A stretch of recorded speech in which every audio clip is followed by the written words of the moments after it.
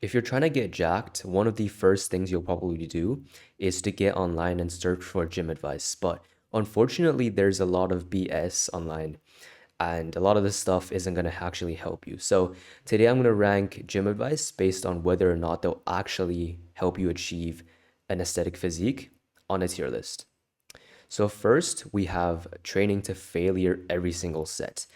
And I'm going to put this in A tier. Now, training intensity is the biggest contributor to mechanical tension, which is the biggest driver to muscle growth, right? But with that being said, I think training to failure every single set is quite unnecessary because at some point, the fatigue that you get from training to failure every single set will kind of take over the benefits that you get from the intensity. So, like at some point, when your sets start becoming junk volume, then I don't think it's worth it. And I think that when people say that they train to failure every single set, I just don't think that it's going to be worth it to be doing that.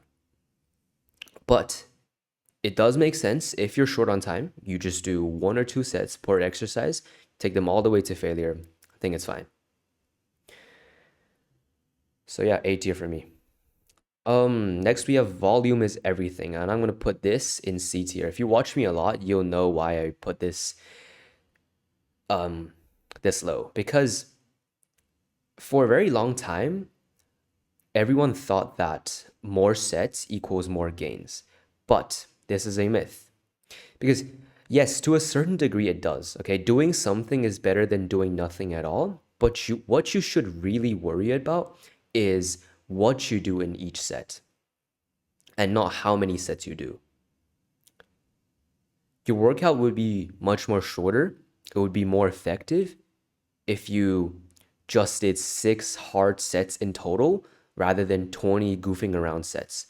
Right? I can see why volume's everything can be thrown around so much, especially with beginners, but you know, especially with advice like this, with people who think that your workouts have to be at least 2 hours for it to be effective. But this is outdated advice. All right, the more sets you do, the less effort you can actually put in on each set.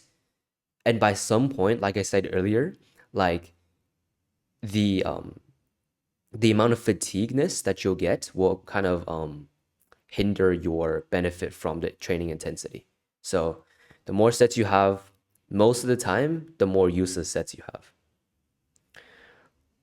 Next we have compound exercises only, and this is going to S tier.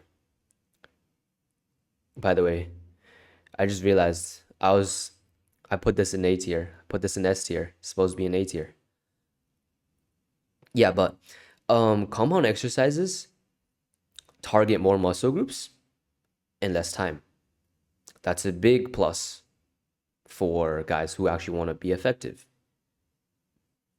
The only downside though, although I wouldn't consider it to be a downside, is it takes longer to perform the exercise, but that's why you learn how to do the technique. You perform the correct technique, right? It's harder to learn how to correctly perform a deadlift compared to a bicep curl. But that's why you learn the correct form before you do anything. Everyone that does an isolation exercise needs a compound exercise, but not everyone that does a compound exercise needs an isolation exercise. If you do only compound exercises, and by the way, I'm a case myself, I've only done compound exercises for the past like year of training. It's perfect. You'll achieve a physique where your muscles like your shoulders, your back, your abs, your legs, they'll basically outshine the more minor muscle groups like your biceps, your calves, right? Which is, I think that's honestly a good thing because if you look at any lean physique like David Lade, you'll notice that like it's not, if you look at any lean aesthetic proportional physique, all of their major muscle groups are actually overdeveloped. Look at David Lane. You see his chest, it's developed, overdeveloped compared to his biceps, compared to his forearm, compared to his triceps, right? You see his shoulders are overdeveloped. See his back, his abs. It's just better because every single good physique has always some kind of unbalance that makes their big muscle groups shine. Another thing, next up, we have lifting with perfect form every single time. I'm going to put this in A tier. Yeah, so the reason being, form is actually so important to avoid ego lifting like this guy. And you're actually targeting the specified muscle groups. So the perfect form varies from exercise to exercise, but the general rule is to slow down the eccentric, which is the lengthening of the muscle, and also to maximize the stretch that you get on each exercise. So basically use the full range of motion. Right? As you can see, if you do the right form, you actually target the muscles you want to target. If you do the wrong form, most of the time you'll get an injury. So yeah, quick form checklist. Don't use momentum. Don't cheat the reps. Don't do halfway reps. And don't lift too fast. All right, next we have soreness equals growth. And I'm going to put this in C tier. Soreness might not actually equal growth. Because although soreness actually means that you had a good workout, it means that you got micro tears from your workouts, that doesn't mean you'll gain more muscle necessarily, okay? The reason that most people link soreness to muscle growth, especially beginners, is that they simply haven't adapted to stimulus from your workouts, meaning that you do not need to be sore after every single workout because over time the body learns to adapt to the stimulus and you become less sore. The only reason that this advice is not in F tier is simply because for beginners, it's actually a great way to gauge if you're training hard enough in the gym, if you're actually getting enough stimulus to feel the soreness. So yeah, over time, you'll be able to adapt. Someone like David Lade, someone like me, who's been going to the gym pretty consistently for 1, 2 years, 3 years, or even more, you'll be able to adapt to your workout. You don't have to feel sore every single workout to make progress. Okay, next we have rest days are for losers. And this is F tier advice, guys. This is not good advice. Shouldn't be listening to this. If you listen to this, it's going to be harmful to you. Rest days are actually where your muscles get built. For most beginners, starting from a 3 days a week routine and working your way up to a 6 days a week routine is probably ideal. Like, think about the guys who actually give this advice. They're juiced up. They have insane recovery, which means they can get away with working out 2 times a day or even more without overtraining. For those guys, yeah, okay, fine, no rest days. But for skinny fat you, yes, to rest days. Okay. Progressively overload is everything. This is pretty self-explanatory, S tier. There's no argument on this. It's literally S tier. Put that in S tier. Yeah, this is no debate needed. Some say it's overkill, but I'd say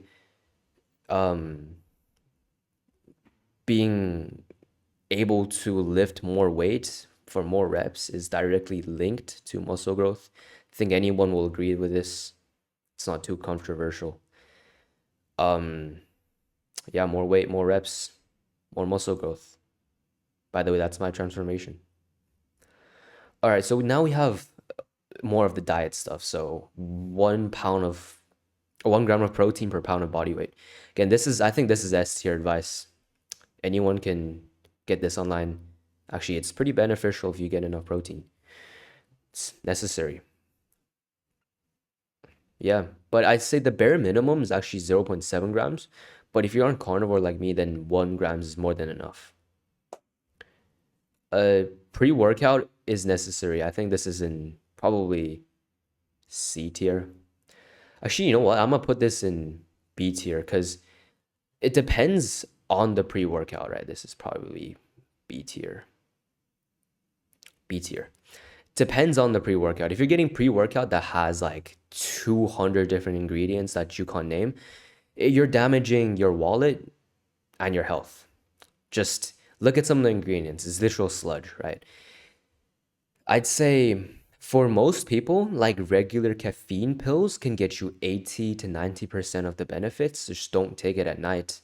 Blocks your adenosine receptors, destroys your sleep, right? But yes, pre-workout actually works, whether if it's giving a temporary strength boost or reducing perceived effort, or if it's something like endurance-wise, like low citrulline, helps in one form or another, helps you have a more effective workout leading to more muscle gain. And now we have is creatine necessary? And this is S tier advice. I think creatine is necessary. If at some point, if you're thinking about actually lifting for real, for any serious lifter, you'll eventually run into the decision of using creatine or not. And after I've been taking it for 8 months now, and I can safely say that it is extremely effective at building muscle, and you'll see most of your strength and size gain in the first month from glycogen. And then over time, slowly you'll gain 10 to 20% more muscle every single month. But yes, one thing I do have to say though, don't waste your money on like these flavored creatine with some supposed enhanced formula. Just get the basic monohydrate for 20 bucks. Take 5 grams every single day. More than that, and you're wasting your money. All right, next we have eat big to get big. And this is controversial, but I think it's an A tier. That's an A tier. So, like the thing is, right? Like for the most part, this is true. Calories are the biggest driver of weight gain. But if you want most of that weight to actually be muscle, then you have to be lifting hard and not dirty bulking. Okay, calories isn't the reason that you're gaining fat. It's actually sugar, right? If you want most of that to be muscle, then you need to minimize fat. So you need to minimize sugar. So more specifically, insulin though. So eat at a small surplus. You can skip all the calorie tracking if you just eat clean. If you just eat a bunch of meat, just eat until you're beyond full. So eat until you're full and then eat some more. And then cut out all the processed sugar, but also some of the fruits, all the carbs, right? Eat more animal fats instead and eat more meat instead. So yeah, eat more eggs, eat more meat, eat more dairy. Um, Next we have you can't build muscle in a deficit. I think this is going in B tier. Yeah, for sure. Um, okay, you certainly, it depends on who you are and what situation you're in. If you're skinny fat or you're really skinny, then the biggest problem in your physique is you don't have muscle mass. Then bulking should be 100% what you need to do. That is the best way to put on weight. And if you train hard and you eat clean all the time, then all that weight will actually be mostly muscle. And you can also lose fat at the same time if you're slightly chubby. But in a different case, if you're fat to begin with, you're like obese, you have a BMI of over like 30 or something, then you don't actually need more calories to gain weight, right? You can use your existing body fat as fuel for muscle growth. So if you're fat, this advice is not applicable to you. But if you're skinny fat, like most people, then you'll make so much more progress if you just dedicate to a bulk. All right, next we have sleep doesn't matter much. I think this is F tier. Why would you not have sleep? Sleep is the one of the only times.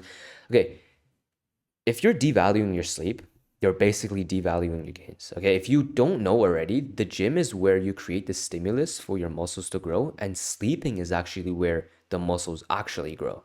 So yeah, value your sleep as much as you do to your training, and you'll be fine. But in terms of specific things, it's literally just the basics, okay? Sleep 8 to 9 hours, or whatever amount you can sleep for every single day, consistently. Wake up at the same time, sleep at the same time. Wind down before you sleep, lower your cortisol. Get sunlight when you wake up. If you just do exactly that, you'll make more gains than 99% of people. Okay, next we have you need a gym to get big. I think this is very controversial. A lot of guys, they have a very specific calisthenic, no equipment approach. I think it's kind of BS, to be honest. Um, this might seem controversial, but in my opinion, this is A tier advice. Based on my experience, right? I've trained for the first 2 years basically without a gym. I like doubled the amount of muscle I built in half the time. For the first 2 years of doing no equipment, ab circuits, whatever stuff online, I gained maybe like 10 pounds of muscle. As soon as I started going to an actual gym, by the way, I could actually progressively overload. I could actually train to failure without doing too many reps, which, by the way, is the most return on investment thing by far. My workouts were way more shorter, way more effective, and I gained like 20 pounds of lean mass in a year. And for that first bit, I was actually just goofing around in the gym, just dancing around with light weights. I guess the only time that you can get away without going to the gym, if you're on vacation or if you've suffered an injury, just not trying to lose muscle, yeah, do the bare minimum. But 99% of the time, you should be grinding your ass off in any basic gym with just any pull-up bar, with any dumbbell, with any squat rack, with just the most basic equipment. That's it. All right, last but not least, we have Natty limits low. Just hop on gear. Save the best one for last. And you know this one? It's going straight to S tier. Nah, I'm kidding. I'm playing around. It's going to F tier. But yeah, the type of person that would actually give this advice, like think about it. Who gives this advice? It's just like the fitness counterpart of saying looks is mostly genetics, bro. Just kill yourself. Just look road max.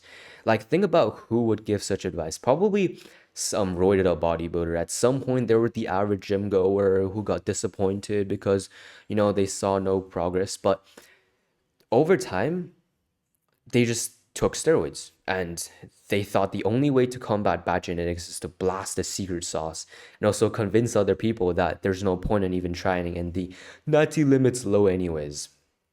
I guarantee you those are the same guys who call any above average physique juiced up, not natty, because they can't accept the fact that you can have bad genetics but also put in the effort and have an amazing physique. I'm a case myself. Look at me before and look at me now. Thought I had bad genetics, but now I'm jacked. Now I look back, one of the best things that I could have done was to make the best out of whatever I was given with.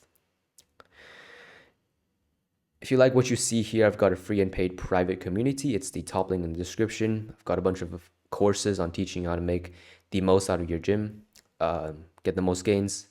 Got a bunch of courses, bunch of group calls. You can join the free forum if you join right now. There's a bunch of like-minded guys. Be posting there frequently too. If you found this video valuable, you can help spread my advice. You can subscribe or like the video. Help a ton. So yeah, that's my tier list.